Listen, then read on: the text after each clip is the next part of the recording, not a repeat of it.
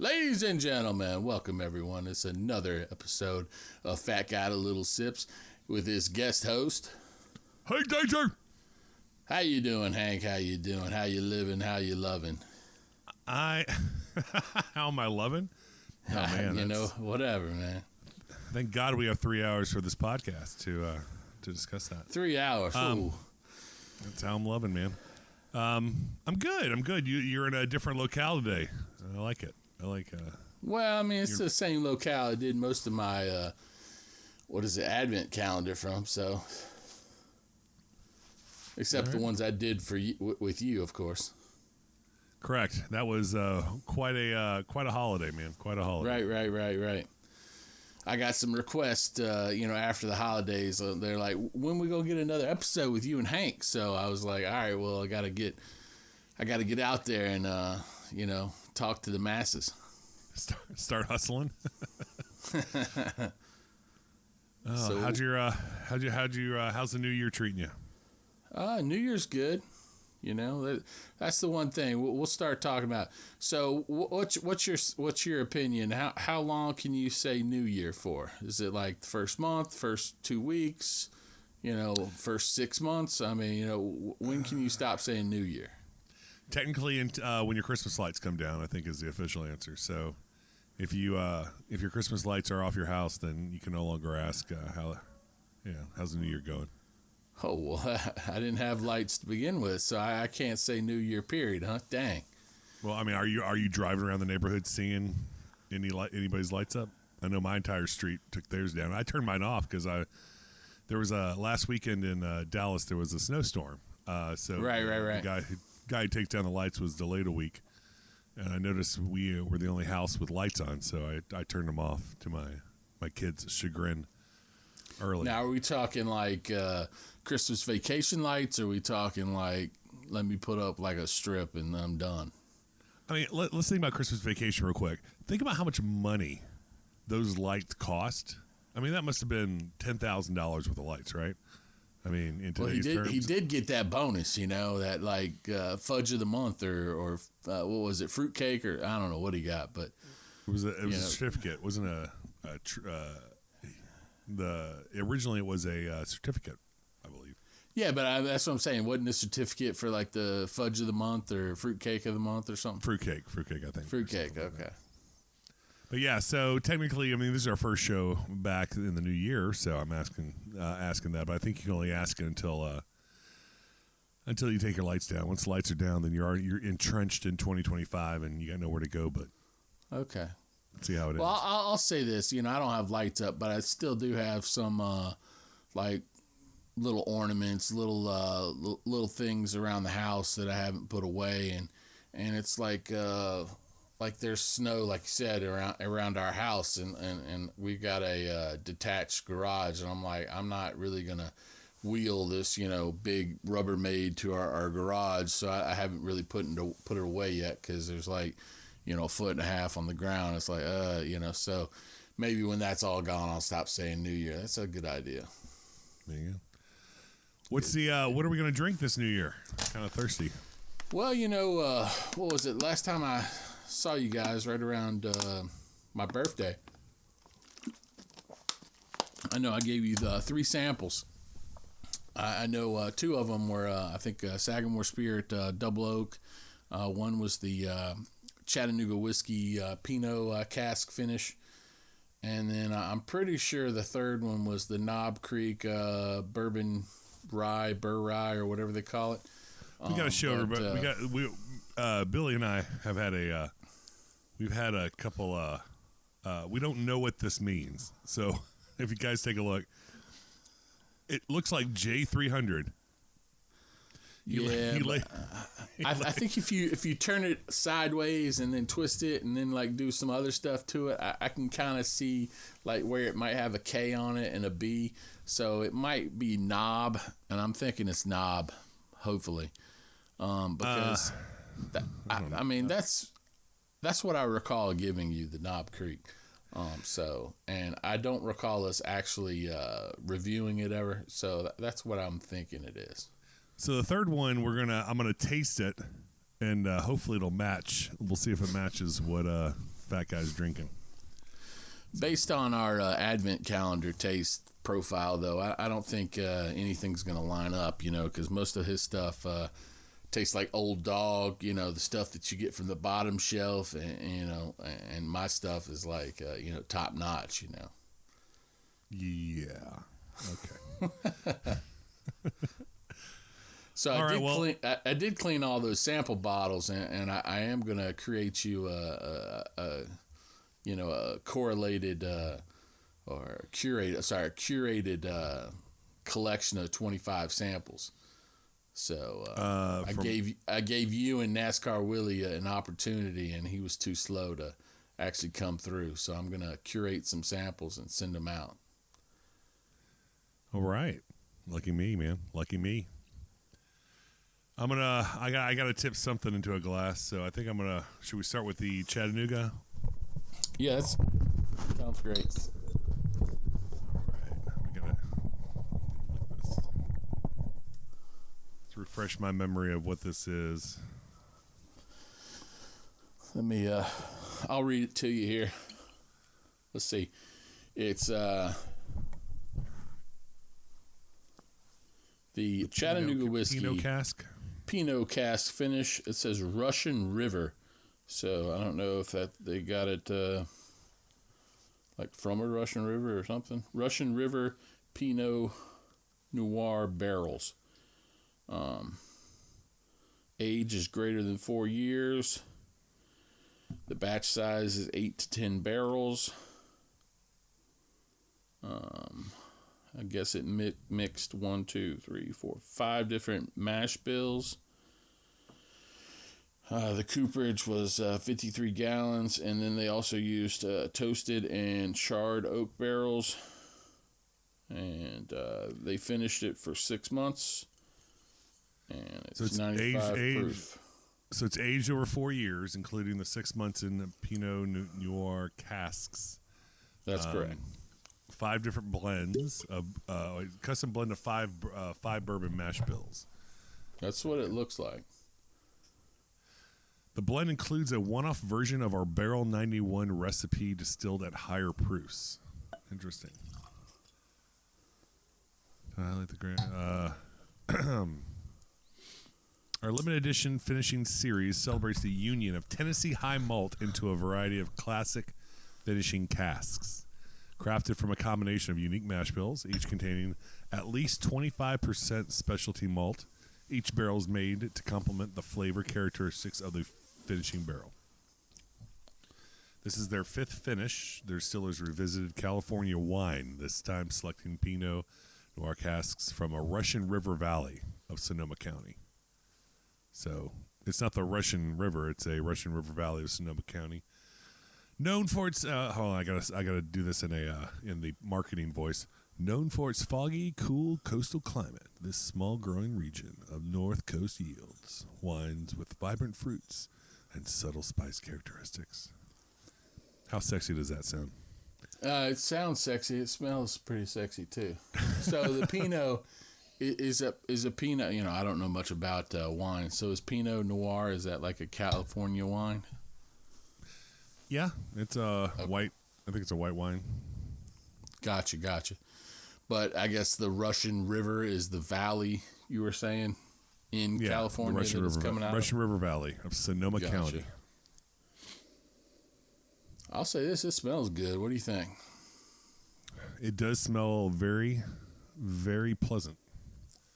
Can you smell the vibrant fruits and subtle spice? I can smell the subtle spice and the fruits. I definitely can smell. I think I can get an apple. Probably like if it is a grape, it is a white grape. It's not like a dark grape. But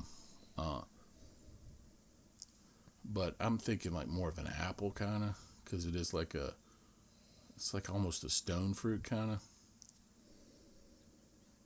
It's not very heavy and molasses. It's not very brown sugar heavy. You know what I'm saying? But the color on it's pretty. I mean, I am pretty in the dark down here, but I got you. I got you. What do you think, color wise? Oh, that is. I don't know. That's what you want to see, man. It's not too light. It's got a little darkness to it. Right. I think it's pretty solid. It just. It actually. I mean, it smells. I think it smells like a dang, like I'm running through the woods and I'm smelling the honeysuckle and just flowers coming off and stuff. You know. It overpowers the sterile, sometimes the alcohol sterile smell. You know, like the fruits are over. Right. So that's nice. I dig that. All right, let's see what it tastes like.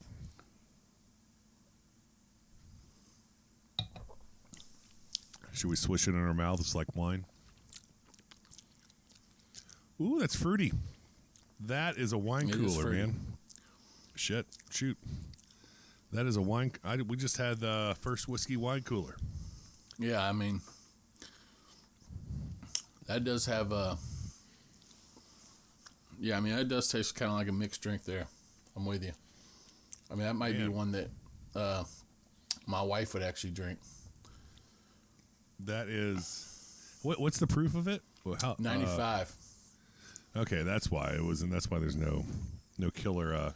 No burn. Yeah, but I mean, if you think about it, I mean, if you drink like just, I don't know, like a straight 100 proof, and all it is just whiskey, and it has no like real, finish or like no prominent like fruit flavor to it or whatever, you're gonna taste the alcohol. But I mean, them mixing it with this Pinot just like takes the alcohol edge off of it completely. Yeah, it does have a little a little poof on the front end. It does have right. There's and if you take another sip, it didn't burn going down, but you could feel it down there. You know what I'm saying? It was it's not as wussy as some other 90 proof whiskeys.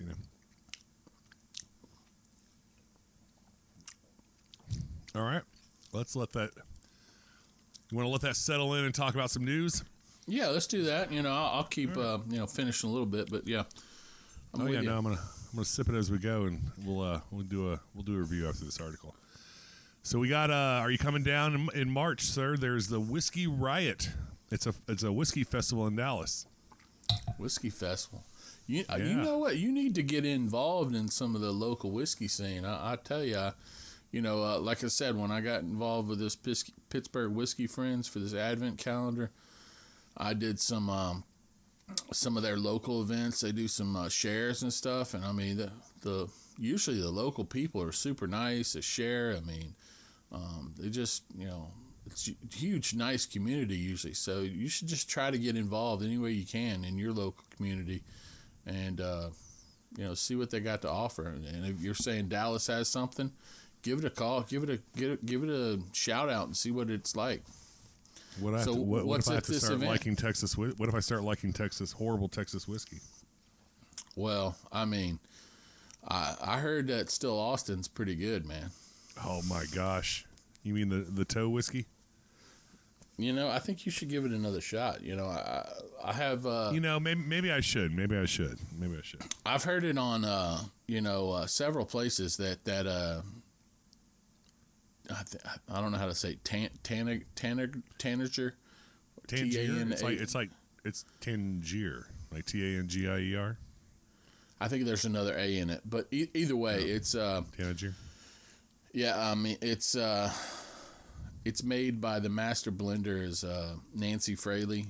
She's known for she was the one that kind of did the original Joseph Magnus cigar blends for them, and I think this is kind of Still Austin's version of their cigar blend. So it's supposed to be real robust in the flavors and all the stuff that they're doing. And like, I don't know if you. I forget reading the what they did as far as like we were reading this Pinot cask and mixing this, that, and the other, and similar things with this Still Austin. They did all kinds of crazy things to get the profile that they were looking for, and and it's something to just kind of look at and kind of just marvel at and see, like, oh, look at the crazy things that they're doing with whiskey to try to, meet the profile, the tasting, the, flavor, the smell, all that kind of stuff that they're looking for. So that's something to think about. Yeah, I mean, you want to make sure you get that, cannibal market for people who like toes. I'm just kidding. I should give Still Lost another chance. I don't know. All I remember, it was just so bad. I don't remember. Well, I mean, each one is a single barrel, so maybe, or what we were drinking, so maybe you had a bad single barrel. I mean, who knows? All right. Well, this festival, there are some new brands, I think, about return. They have returning favorites like Balcones, of course, Hard Truth, and Highland Park. I haven't heard of those. And then Bardstown. Hard Truth is from Indiana, though. I thought. They're adding Starlight, Pinhook, Compass Box, and American Metal Whiskey. And I'm pretty sure Pinhook and what was that? What was the second one you said? Compass Box. Starlight. I'm pretty sure those are from Indiana too. So I mean, again, this is not all Texas whiskey. This is like just whiskey, So go enjoy it, Well, Milam Green's coming. That's good. Right. The standard pours selection from Texas include Iron Wolf Ranch and in Spicewood, and Giant Bourbon Spirits from Giant Texas Distillers in Houston. Okay. Oh man, they have the packages they have the $90 admission ticket for 4 to 7. Gets you a taste of all the feature whiskeys at the event, along with a whiskey cocktail from certain brands and a glass. The 120 early entry admission includes all I said plus an exclusive tasting hour before the start time of the event with premium access to every brand and cocktail available. Right. Early, we'll have access to rare and limited edition whiskeys that won't be available. Okay. That's neat. So I could spend an extra $30 and get an extra hour of stuff people usually don't get. But right. And I mean, that's where you probably would get to, talk to some of the, the marketing people, the actual distillers and those kind of things, and you get like little ins. You know what I'm saying? Right. All right. So there you go. You're not coming down March 10th or March 15th? It's March 15th. Probably not. I'm sure. Maybe something will explode at work. You'll have to travel. We could plan something, I mean, I forget what day it is, but I am going to Pearl Jam's coming to Pittsburgh. You should probably come What up day? Here. What day? I don't know what it is, man, but you should come up here for that. If you get the ticket, I'll I get you a ticket. I got me a ticket, and I think my daughter's coming with me. Oh, you don't have it? Well, I can't come up there and go if you didn't get extra tickets. Well, I mean, if that's something that you want to do, then we can work on trying to get an extra ticket. I mean, it's not going to be like Taylor Swift or something. Fair. You know what I'm saying? I mean, but they do supposedly have 2 shows in Pittsburgh, I think. Are they coming? Oh, I mean, are they coming to Nashville or anything? Maybe. I don't know, man. Because that's the one show we've never saw together, right? Yeah, me and Willie NASCAR have, but we never. Oh, y'all saw them together. Where'd y'all see them at? We saw them the week Versus was released. Oh, wow. And at the Mid-South Coliseum. 95 or something, right? 94, yeah. 94? 92, okay. Or 90, yeah, maybe 94, yeah, something like that. Okay. Yeah, me and Willie went to, I think it was Charlotte, North Carolina, like the year I graduated college. So it was like 96, 97. And I guess you couldn't make it that time. Maybe you were in Texas then or something. I'm not sure. But we went together then, and then my other buddies, Steve and Phil, we went to see them in Atlanta. There was some kind of Atlanta Dream Festival or some shit. I don't know what it was called. But so like I've seen them with all my buddies except you, and like. Oh man, that's a we're probably the most the biggest fan. The biggest Pearl Jam fans, yeah. So it's kind of funny. Let's unite. No, right. When we saw it, we saw them at the Mid South Coliseum. They were anti-Ticketmaster at that point, and so they only sold like 10,000 seats out of the 25,000 seat Coliseum or whatever. So it was densely packed, right? Because they wanted to make it a more intimate feeling thing. But we were in the pit. We were literally like front row. Got there at 1 in the afternoon. 1 in the afternoon. That's crazy. Yeah, Willie NASCAR had a cast on, and I haven't told you the story. He had a cast on, and he was crowd surfing. So we picked him up. He was cool. We picked him up. He was crowd surfing with the cast on, and then all of a sudden I look over, and the sea opens up, and he goes 6 feet straight down, and I'm like, he's dead. We're gonna have to go. Right. We're gonna have to leave. And he gets up, and everything's fine. He's cheering, yay! And then when we get to the car, and I didn't realize this till we get to the car. When we get to the car, his mom was so mad that his cast broke completely off. They had to get a new cast. Because he had fallen. I mean, when he fell, he cracked it, split it. Oh, it was awesome. That's hilarious. That is cool. That's cool. All right. Well, for the Chattanooga, let's. What's the final verdict? I think it's a definite buy. I'd like to actually try it against some of the other wine kind of finishes like Angel's Envy and some of the Bowman and those kind of things just to see. How much is it retail? I think it was like 55 or something, so it wasn't like a super expensive. But I mean, I think it is like, again, it's a small batch because what does it say? It was like 8 to 10 barrels, so it was only like it's just like 200 per barrel. So that's that's only like 2,000 bottles. You know what I'm saying? So it's very limited kind of run. You know what I'm saying? So if you can find it, it's worth getting. Yeah, it's actually better than most of the wine barrel. I think it's probably the best wine barrel whiskey I've taken, aged wine barrel whiskey I've tried. Right. A lot of times the wine tries to make it too sweet, and this is like it kind of just mellows it out. You know what I'm saying? And that might be because of the amount of malt that that it already has in it. The high malt. So I mean, I'd have to see what the difference is and see kind of what the difference is, just to have them like side by side. Yeah, it's a little. I mean, flavors. I think flavor is really good. The it's a little dry. I mean, is that a thing?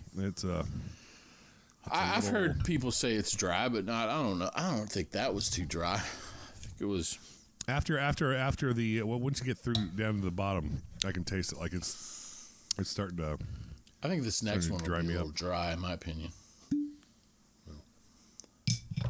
But I think you'll like it. It's good. This next one is Sagamore Spirit Double Oak. This is one of my favorites. Woo! Let me let that. While I pour this one, the another news article. America's bourbon boom is over. Oh, is that from New York Times or something? Wall Street Journal. Wall Street Journal. Okay. Yeah, I think I heard that the other day. I'm okay with it because that means, maybe prices will come down.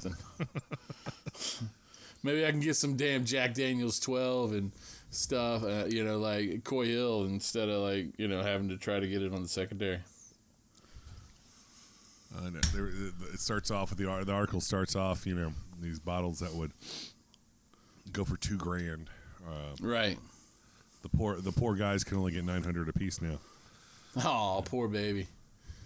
Oh, I know. I mean, it'd be one thing if actual distillers or the makers of it, they're asking for that much. But I mean, you're looking at, for example, just what was it, 2 weeks ago in Pennsylvania, the Coy Hill finally dropped. So it's what, like 3.5 months, late, because it did drop on my birthday, in real life. So in Pennsylvania, it drops 3 months later on a snow day that I couldn't get out and go surfing around in Pennsylvania. Woe is me. And people were buying them by the case because there was no limit. So again, woe is me. Once they bought them, they were just flipping them on I don't know if Craigslist is a thing or whatever, but whatever they flip them on, they're flipping them for $500, $600 a bottle, and it's like so. I mean, they're making roughly $400 profit each bottle, and it's like, well, I mean, I'm sure Jack Daniel's is not hurting by selling them for $100. Why somebody got to try to make $400 profit on it? Just because they were, lucky enough to be at the store when it dropped. You know what I'm saying? So would you rather split the difference? What would be the most ideal situation? Would you rather have Jack Daniel's raise the price to make it less, to come up a little, come up closer towards the resale market, or do you like it this way? Like, what's your preference? Well, that's hard to say. I mean, because you have to think about it. It's all about supply and demand. You have to sit. You can't some whiskey, for example. You got some of the new players in the whiskey that are outpricing themselves out of the gate. You know what I'm saying? They're new people in the whiskey, and they're like, oh well, everybody can get this much, and they're putting their whiskey out for $150 and nothing's selling. And it's like, well, guess what? They're messing themselves up. Where maybe their whiskey is actually just as good as this other whiskey, but just because the MSRP is $150, $200 or whatever, they're messing themselves up. You know what I'm saying? So it's kind of hard to say if what the right number is. And I'm sure that the actual companies themselves probably already have the math involved, because the math has to have really it has to be more about okay, how much did it cost to make? Probably pennies. All right, how much does it cost to store? Again, probably dollars. All right, how much does it cost from a taxing perspective? That's supposedly, that's 80% of their cost. You know what I'm saying? Is taxes. So if that's the case, right, then that's where you have to get your money back. And if that's the case, then where do you make your profit, and then how much do you want to make? Because if you don't want to make 400% profit, because then where's the point? You know what I'm saying?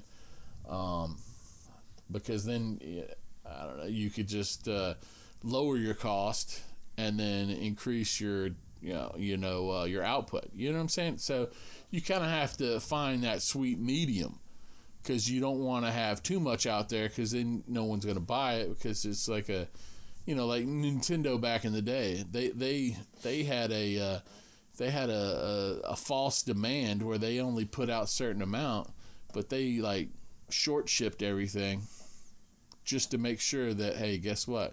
You're going to want it, because we're only going to put out 100 consoles, whatever, and guess what? They're going to go, and then you're going to always have that, oh man, I can't get it. So you're always going to want it. It's like a false kind of demand. You know what I'm saying? So you got to have that mix. They did that with the PlayStation a couple of years ago. Right. So I mean, there has to be a good product. So the whiskey has to be good.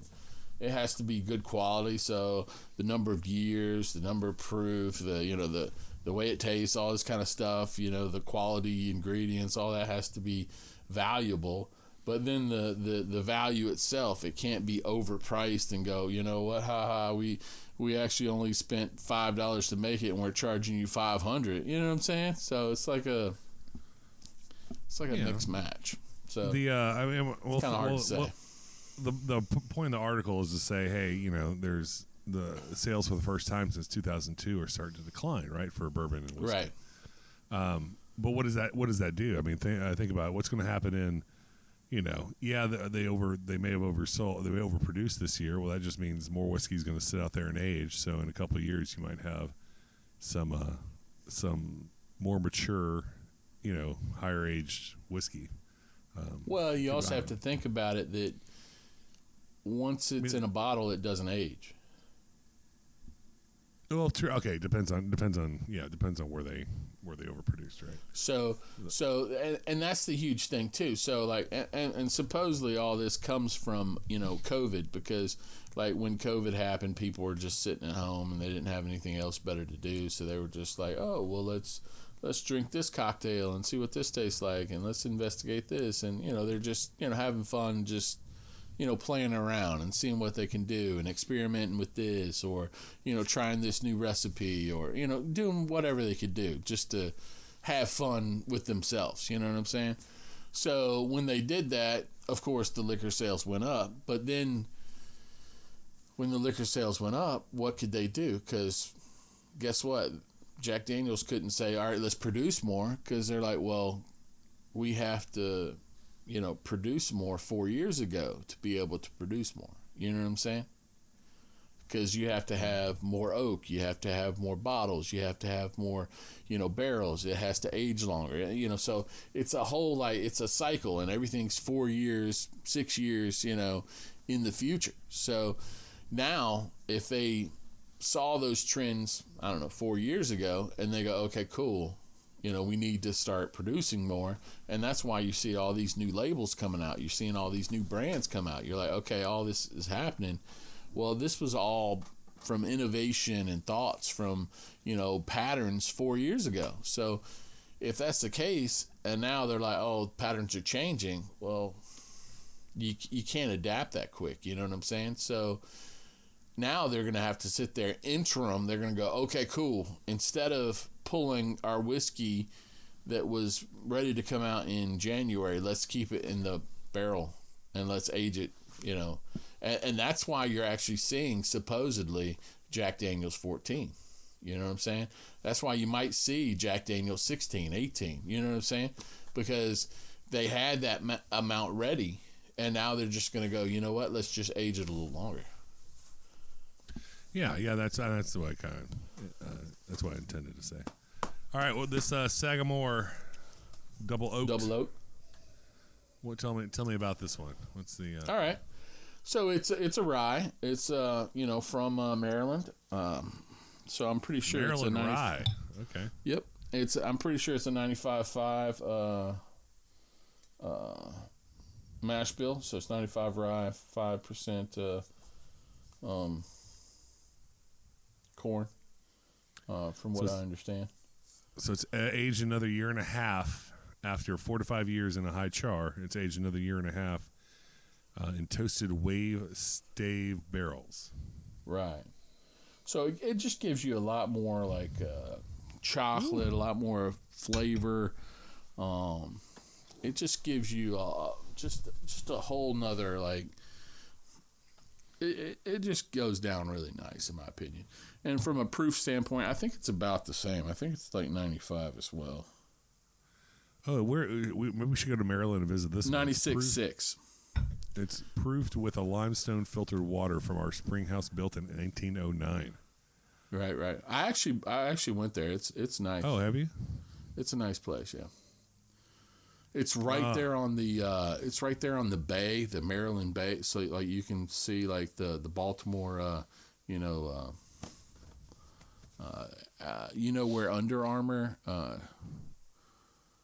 I think the people that own Under Armour also own Sagamore Spirit, so that they have their warehouse right next to it.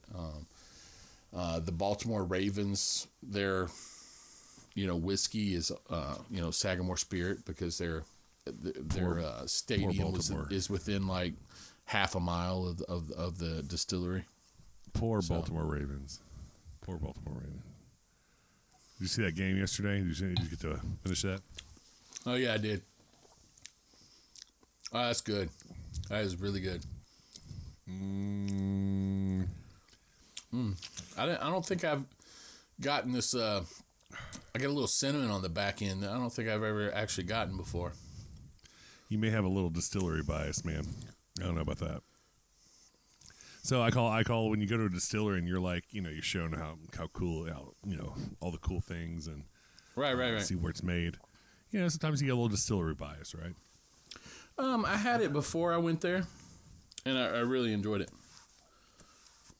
I actually I enjoyed it so much that I took a trip specifically there for it. It is a little watered down. I don't know. Let me look at this. I mean, it's 96.6, so it's not a super potent, but it is the double oak is, in my opinion, it's really nice. It's a little. I don't know. I'm getting on the front end. I'm getting a little water, like a little watered down. So I think they try. So here's what it feels like to me. So Okay. they try to. It feels like they try to temper down the hotness of the rye with Right. With water, right? Like it feels like they're trying to cover up the spicy rye to make it smooth. You know what I'm saying? So people will drink it. Well, I think they do that with the double oaking itself. That like oak makes it more smooth. I don't think it's the water itself. All right. Well, I mean, it's because I get that water taste. Oh, that's fine. I see what you're saying. I'm just saying that. I don't know. I don't think they got it. I don't think that. I'm not. I mean, you might just not like rye that much. It's all good. Listen. I can drink some rye. I can enjoy a good rye. This is not well put together, in my opinion. Like this is. It's like a Frankenstein type. They threw a bunch of ways to do. I don't know. It feels like they threw it together, and you get what you get. And it doesn't feel built. The taste profile doesn't feel built right. Like it's just all over the place. Okay. To each his own.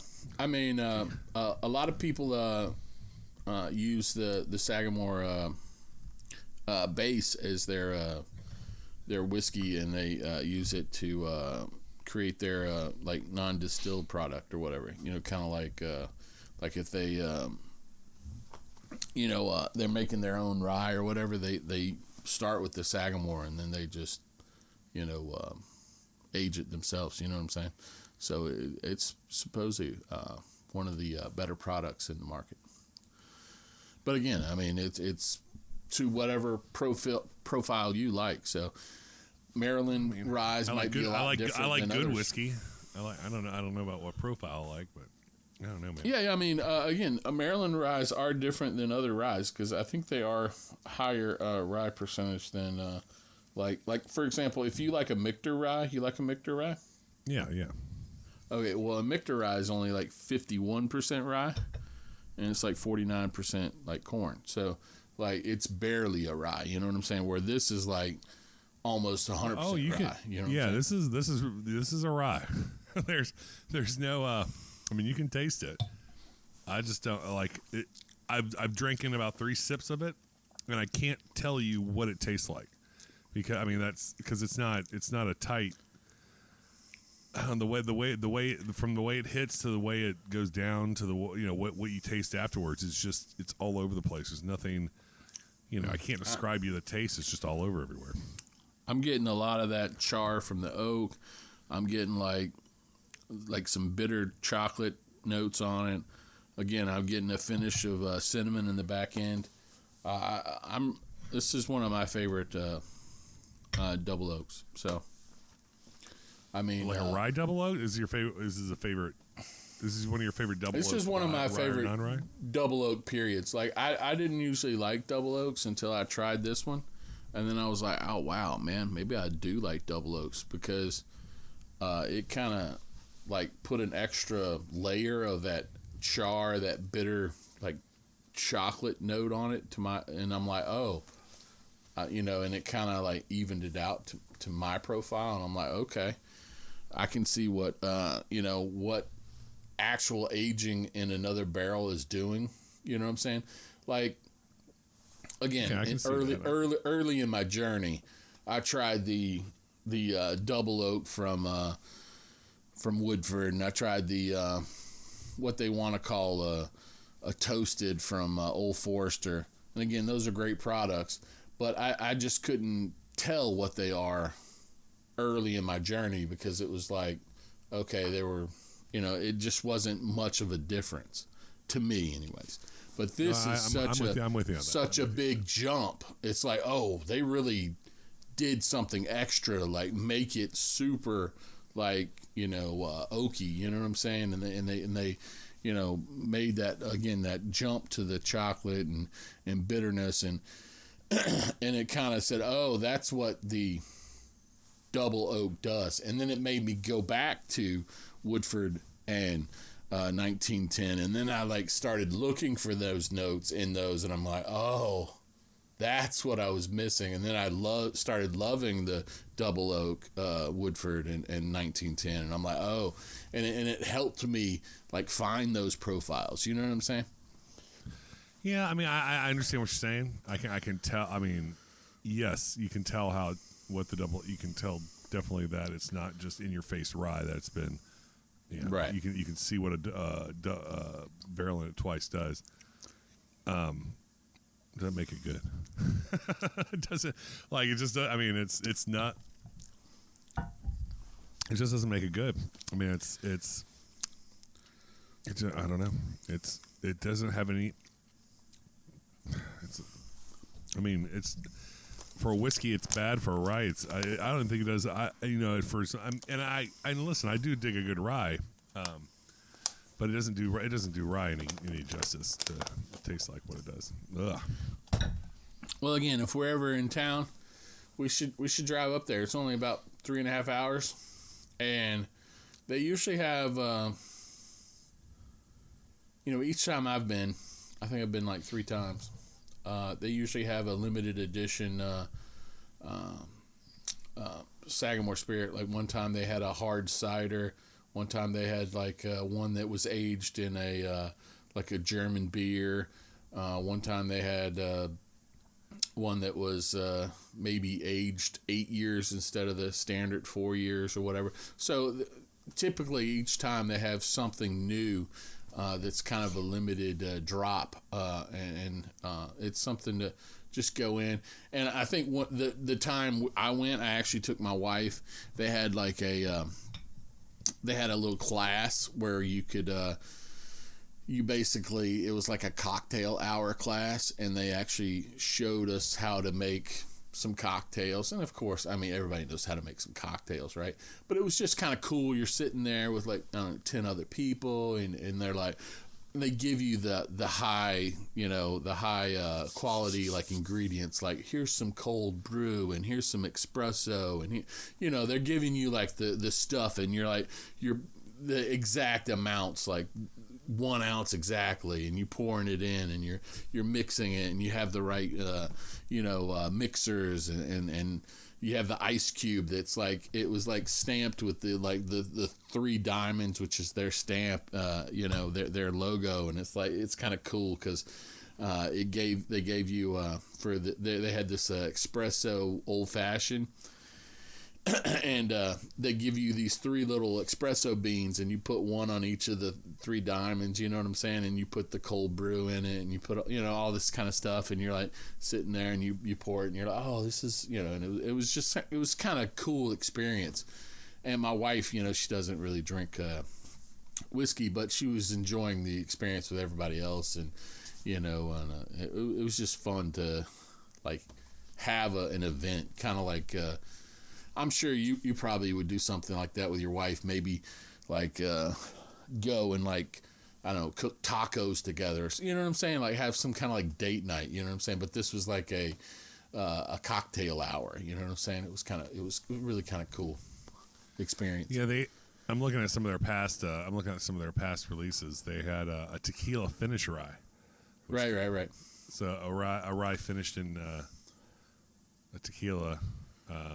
Is it I'd actually like to try it just for the novelty of it. I'd love to try that one, but it's you can't buy it anymore. Let's see here. They have the 9 year. They have the Ravens Purple Rising Sagamore Rye Small Batch. That's interesting. A limited edition. They have a bunch of 9 year straight rye or cask strength. There we go. Here. Right. That looks good. I don't know. This whatever this was didn't. It didn't do it for you. That's fine. You know. No.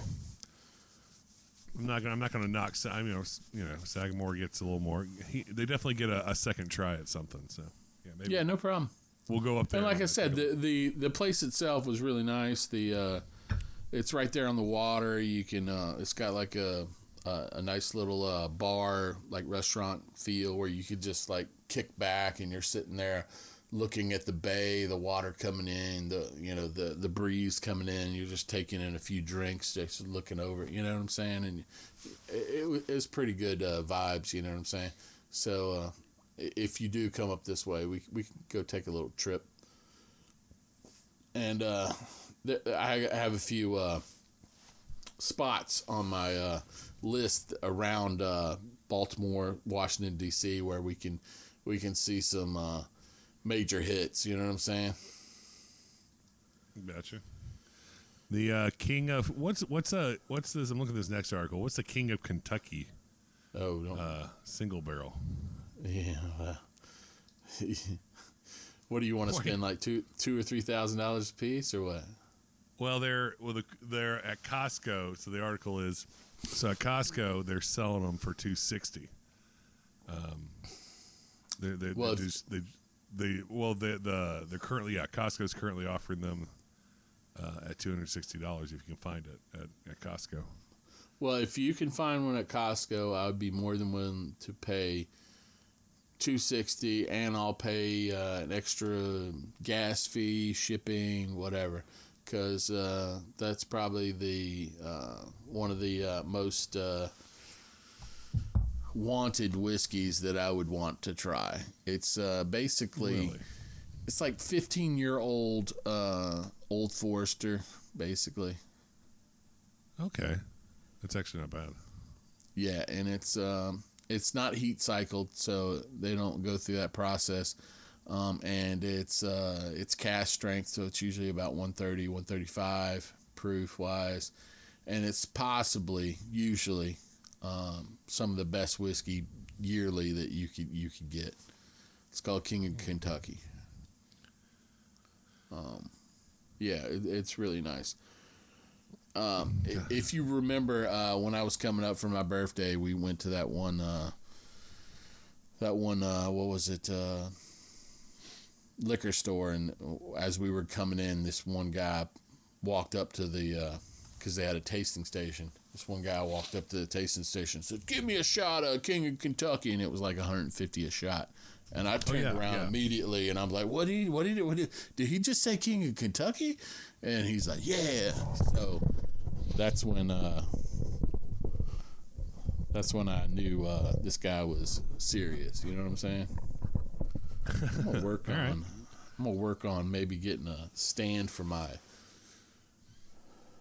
microphone next time. All right. Is your microphone not standing? Well, I got like I could stand it on my barrel, but like it was a little far away, so I didn't know if like it was projecting properly. So like I put it on this box to give it a little extra, get you a little closer. Right, and it's like the tripod is like almost like half an inch too big, and like it already tried to tip over twice. So I was like acting like a ninja catching it twice already. If you're watching the videos. All right. Well, let's. You ready for the third one here? Let's play a game. Let's see if what we are drinking matches, or we go to solve what J300 means, right? So this one, for those playing at home, this is what he wrote. I'm going to turn it this way. This looks like J300. Let's turn it the opposite way. I don't know. I can't. I can't. And like I said, I think this is Knob Creek. It's the Burr Rye. It's basically a blend of their 9-year-old bourbon and a 7-year-old rye. So it's 30% of the bourbon and 70% of the rye. Looks like. It says it's 56.5% alcohol, 113 proof, and you should get notes of vanilla, caramel, and pepper. Okay, so what am I supposed to smell? Okay, so what are the notes? Well, it says here on the bottle, vanilla, caramel, and pepper.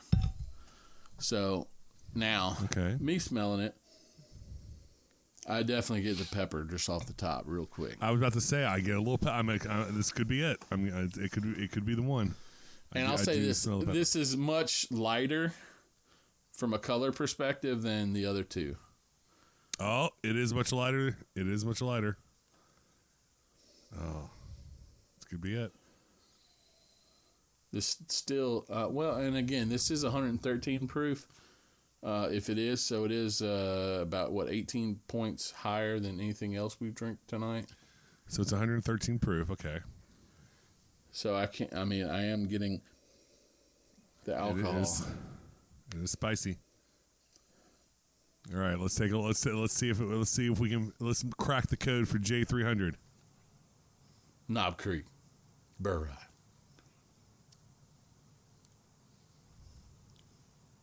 I don't know. Ooh. Ooh. I'm getting some What's like boiled peanuts, like some kettle corn.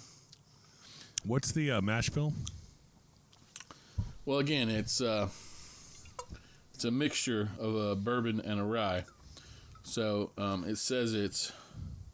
It feels like that. I'm knowing if I'm psyching myself out, but It's 30% of their standard bourbon and it's 70% of their standard rye. does it have a sticky tongue feeling, or am I imagining that? Does it have a makes your tongue sticky? It's much stickier than the other two. Yeah, much okay. From my perspective. It's very smooth on the front. I mean, it's very smooth at the initial hit. Like it. Yeah, but it's not much finish. It just goes away real quick. Okay, and when it sits on your, you can taste it on your tongue when you're. I mean, like, so the initial, yeah, it's like there's really nothing in the front, and then it sits on. Right. You can taste it on your tongue. It's got not a lot of burn. Not a lot of burn. This may be it. I mean, those characteristics match. I mean, yeah, I tasted another one, and it kind of. I mean, in my opinion, it is kind of inconsistent. Like it did taste like bottles, going from bottle to bottle. Or? No. This one here, I just tasted it again. Like it started off pretty strong. And then like another, it felt like it was two different things at once. You know what I'm saying? It wasn't. Okay. It's not like it felt like, in my opinion, it's not blended properly. I kind of agree with that. I kind of agree with that. Like you can feel like on the tongue the distinction between the two. Like right? Because you're trying to. Because you're trying to. So when I'm drinking, I'm imagining the rye. Like, where's the rye? It kind of so it guides me to what the bourbon to figure out what the bourbon taste is, right? Because I know that you know the taste of rye, right? I'm with you. It just feels like there's a distinction. It's not, not blended horribly well. I'm with you on that. Right, and to me, I was sitting there and I was drinking it right off the front, and I was like, okay, I'm getting like right at the beginning. I'm getting that standard like Jim Beam, like Knob Creek profile, like for like the first second, maybe 2 seconds, and I'm like, boom, and then it just hit and it changed like real quick, and I'm like, oh, whoa, hold on, and I'm like, oh, where'd it go? And it was like something completely different, and I'm thinking that's the rye that came in. So it was like it started out the bourbon, and I was like, okay, cool. Oh, hold on, whoa, where'd the beam go? You know what I'm saying? That's what this. We got it. Yeah, this is the Burr rye for sure. All right. I think mystery is solved, sir. So, I mean, I don't think this would be a daily drinker, but I think this would be something that I'd probably mix into a. This would probably be a good mixed drink. I mean, is it me? Is it me, or is the rye tempered down? Like it doesn't. Like if they kicked up the rye a little bit, it might. Well, I mean, it is 70% rye, so I mean, I think if they put up the rye anymore, it would just be 100% rye. You know what I'm saying? Yeah. It's like. Yeah, I mean, I'm trying to think about how I would drink it. Like, would I drink it wanting that kind of spicy personality as a rye, or would I want to drink it as an interesting bourbon? But it's not really that interesting of a bourbon. So. I'm trying to think of when I would drink. I mean, you said that when you were talking. I'm trying to think of when I would drink this. I don't know, like when I would want to drink this. I mean, that's what I'm saying. I don't think I'd want to drink this as just by itself, but I think I could see this in a mixed drink because it's got the good proof that you want, and I think if you had the right other flavors to mix it properly, like in a old fashioned or whatever, like mixing it, it would pop off because it would give you like the contrast you're looking for, and you'd be like, oh, okay, cool, and you could like focus on either end, you know what I'm saying, while you're drinking it. What's the price of this in stores? I think it's only like 50 or something. It's not that big. Okay. I mean, I agree for $50 I'd pick it up for 40, 48, 45 to 50. If it was like a high 40s, I'd definitely pick it up. Yeah, but I think once you start trying it, you're sitting there going, you know what? I think I'd probably just want to stick with the Knob Creek 9 or 12 or the Knob Creek single barrel or whatever. You know what I'm saying? Like I even have a Knob Creek like store pick rye, and it's actually pretty solid. So I'd probably even want that more. I think they just do what they do properly. I don't think the blend is where it's at. Yeah, I don't think it's unique enough. I don't think it's unique enough to be like, that's neat. I mean, it's just right. It's more. I don't think honestly, it's not a bad built whiskey. It is doing what it does consistently. I just don't know if I'm confused by like what the value of it is. Like it's nothing. It doesn't have anything on the front end or on the tongue that I'd want to put in my mouth again, as a one-off, like go, right. I'm really in the mood for this. I mean, it's like they were trying to do a marketing gimmick, and they were like, "Oh, look, we're going to do this, this, and this," and it's like they didn't like come through on anything. So it's like, what's the point? Just give me one or the other. I don't need to, you know what I'm saying? Like, there's no if I want to mix the two, I can just get a bottle of both, and I'll just mix it however I want to. Let me play with it. Thing. That's the business we should start, man. We should start mixing, like start playing around like Frankenstein in the lab with different percentages of X, Y, and Z, and see if we come up with something cool. That's it, because then I get the satisfaction going, you know what, I made this. Because like I'll say this, what was it when we were doing Christmas, and I did that maple finished, Old Granddad. You didn't like it that much, but a lot of people did. And I was like, I was really proud going, you know what? I made this. And I mean, technically, I did make it because, I mean, It was an ingredient. It was something that I did, and like no one else has done it, and like it's gonna taste completely different than somebody else. You know what I'm saying? So I made it, but I mean, did I really, make it? You know what I'm saying? So, but I mean, that's what I'm talking about. So, like, if I'm in the business of Knob Creek, I would think that what you should do, instead of doing something like this, you should have a little mixology kit. And you should have a little 375 of one, a 375 another, and then a little, like some kind of like mixing tool or something, and like, like a little stupid science cap. And you could be like, and like, we could sit there and be the scientists, you know what I'm saying? We could be stupid, and it's like our science experiment, and we pay an extra $5 for this, like, costume or whatever, you know what I'm saying? And boom, you hooked us. Versus, hey, I'm the master distiller, and I think the best way is to go 7 years, 390, 70%. No, I'm the sure man. I feel like I'm sure it started in the marketing office, right? Well, I'll say this. So I said, what can we mix together to make a cool name to market and sell? Right. Well, I'll say this. There have been a few that have hit the market. I think it's High West. I think there's a few others that came out with the name called Burr Rye. And Burr Rye sounds fucking cool if you ask me. It does, I mean, it's like, absolutely. Oh, I got a Burr Rye. It's like, whoa, hold on, what? No, hold on, that's like something new. Is that like mezcal? I mean, you know what I'm saying? You're like, whoa, hold on, Burr Rye. Who made that? So I mean, that's basically what they're trying to do here, and they're trying to play on that, but I mean, basically, give us the opportunity to make our own. You know what I'm saying? I'm with you.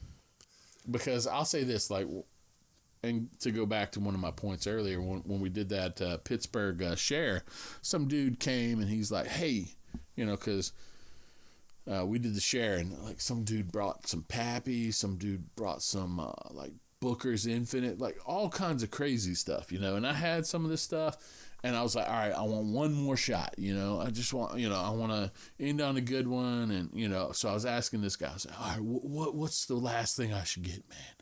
And he's like, oh, did you try mine? And I was like, well, I mean, what'd you bring, buddy? He goes, oh, this is the best. And I'm like, oh, so hold on. Well, is this the best? He's like, yeah, it's the poor man's Pappy. And I'm like, oh, poor man's Pappy? What's that? And he's like, oh. Well, just to let you know, the poor man's Pappy is, and I think he said it was like 80% Weller Antique and like 20% Weller 12, or I forget the numbers, whatever. Okay, but he like so he kind of did it. He kind of did it himself. Yeah, right. And I'm like, oh, what? It's like, what? Okay. And like, so I'm like, okay, hold on, this is the stuff right here, and I'm pouring it. And he made his own little label, and he like put his own little thing on it, and like, made his own little sticker, and it made it look, kind of cool, and you're sitting there going, oh, okay. And you're like, you feel like he accomplished something, and it wasn't that great, but you know what I'm saying. But like, it kind of like was an extra like notch. You know what I'm saying? You had me like, I was all excited. I was ready to like, let's get this recipe out to the world, man. And then you're like, it's not that great.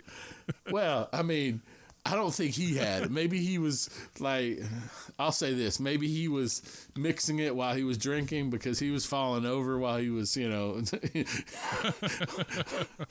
So maybe he had an issue while he was drinking. But no. Oh, that's funny. I've heard of the old man or the poor man Pappy or whatever. But because, I mean, technically, like, Pappy is the same mash bill as, like, Weller. It's just like aged at the different location and like different year, and like, kind of weird stuff like that. So like it should be close to Weller, but so I could see kind of like what they're trying to do, but so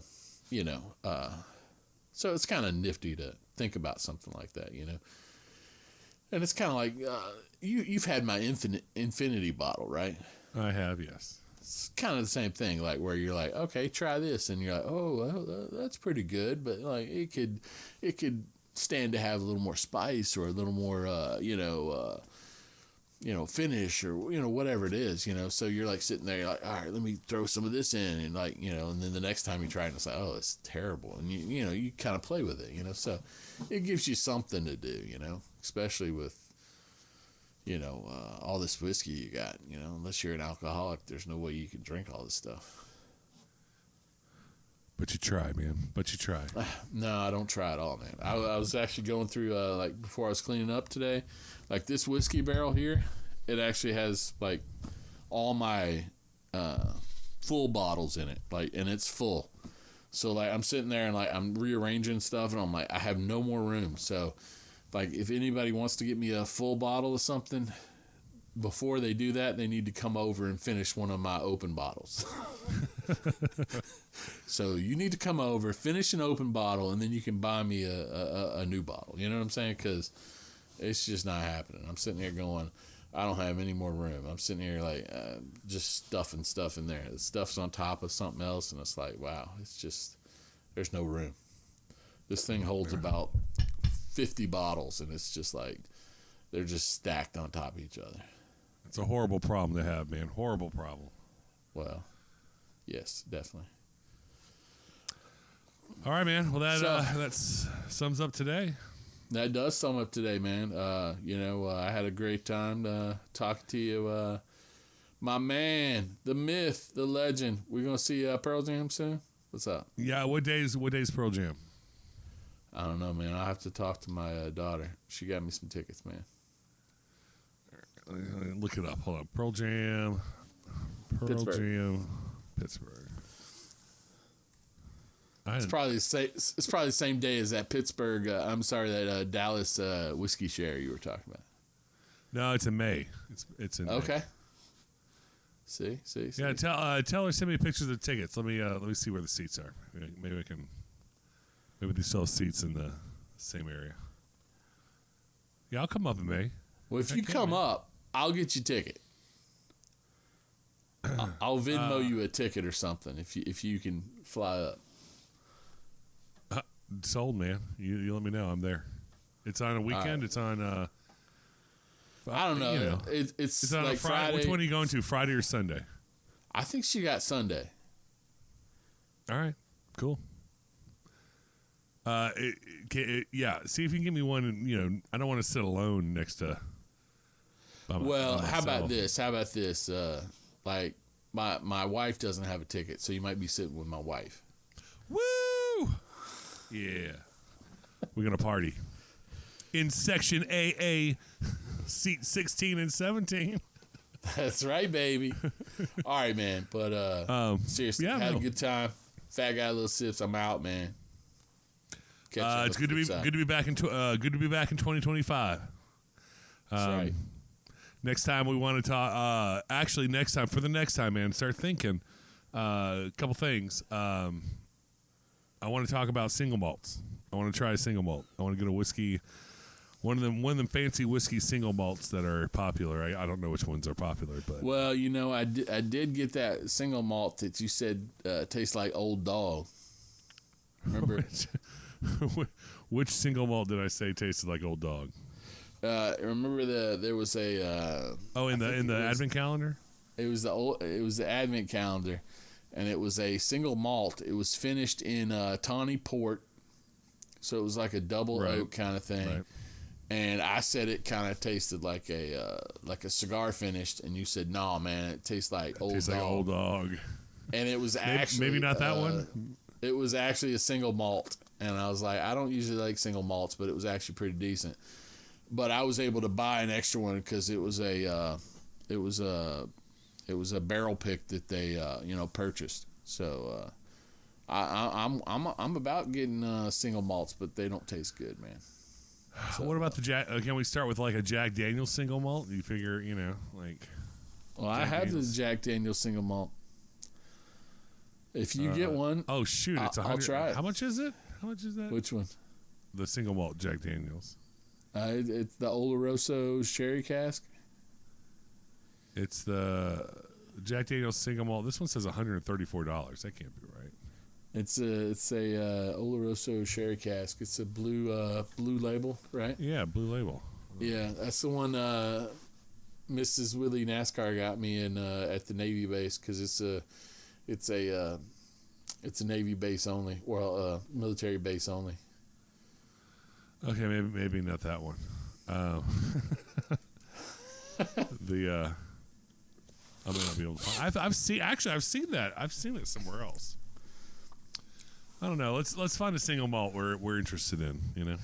I heard there if you can get that Boulder cast strength, it's a single malt. I think Boulder cast strength. Okay. I think it is. Boulder. Because I think I had that and that was pretty solid. Yeah, man. There we go. Bottled and bond? No. Is it 100 proof or? I don't know what it was. You tell me what to get. I'll pick it up. All right. As always, as long as it's not a Texas, as long as it isn't distilled in Texas. Yeah, no, Texas. All right. Balcones is a lot of single malts. Balcones is Russian for vomit. So I'll let you guys know. Yeah, I hear you. All right, cool. Well, then, till next time, sir. Till our next trip. See you, bro. Have a good one. Take it easy, guys.